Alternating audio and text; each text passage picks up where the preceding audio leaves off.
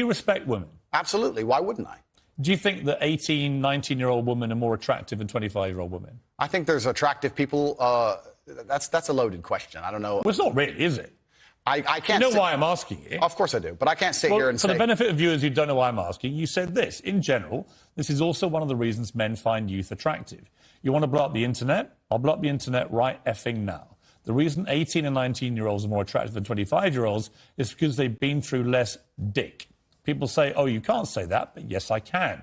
A 19-year-old is more attractive than a 26-year-old woman, and I'll tell you why. Because that 26-year-old has talked to more guys, been to the club more times, been effed and dumped more times, more arguments, more mess, more for me to clean up. That is misogyny. Why?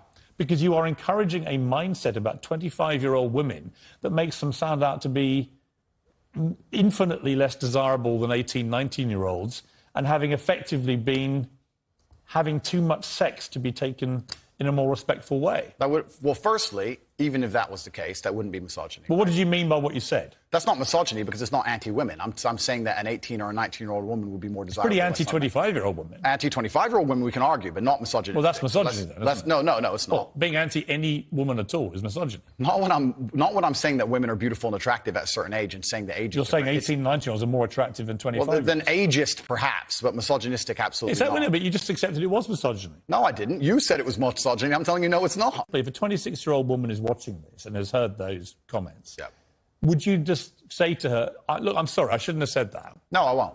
I will say that I am sorry that offends you. However, there's a large contingent of the world... That doesn't mean you're sorry. No, I'm not sorry. That's the point I'm making. I'm sorry if that offends you. However, there's a large contingent of the world that believe that, and I was mediating for a conversation. Parts of the world that believe that about 26-year-old women are parts of the world where women are not allowed out on their own. That's a conversation. They have to wear full burqas. Well, that's a conversation. They're not allowed to drive cars. That's nothing to do with me. But is that the kind of world for women that you... I was mediating a conversation. No, I'm asking you what you think. I don't live in a country where that happens. You're using that as the excuse for why you're not sorry for saying it. It's not an excuse. Is that there are parts of the world where this is fine. My friend. So my question to you is, well, do you think it's fine? I don't think it's fine. I live in a world where... You don't think it's fine? The reason This isn't that hard, Andrew. You can simply say, Piers, you know what? With the benefit of hindsight, I wish I hadn't said it like that. And if a 26-year-old woman's watching, I'm sorry I said that, because that actually is blatantly misogynist. And even though that's a view held by other parts of the world, it's not a view I share. Now, I would respect you more if you said that than if you try and say, well, it's said in other parts of the world, so I'm not sorry. I think that doesn't tell me what you think. Then you need to understand why my content existed in the first place. My content existed because I tried my very hardest to be an absolute and utter realist, especially with uncomfortable truths. I was pointing out that very uncomfortable... Is that a truth, then? It's an uncomfortable truth in many parts of the world. It's not a truth that I'm happy about. An inquest this week found that a 14-year-old girl, Molly Russell, died from an act of self-harm while suffering from depression and the negative effects of online content. The coroner said she was exposed to material that may have influenced her in a negative way, and in addition, what started as depression had become a much more serious depressive illness, and she very sadly took her life. That's absolutely disgusting. Right. Her father... That's terrible. Her father's campaign for better protections against potentially dangerous social media algorithms, right? It says that the particularly graphic content she saw romanticised acts of self-harm, normalised her condition, and focused on a limited and irrational view without any counterbalance of normality. First of all, what is your response to that? Nothing to do with you. That's the first thing. Yeah, it is nothing to do with me. The fact that a 14-year-old girl took her life is truly sad. The world we live in today is... The fact that something like that happened is almost mind-blowing to me. That's truly sad. I actually feel sad inside to see something like that.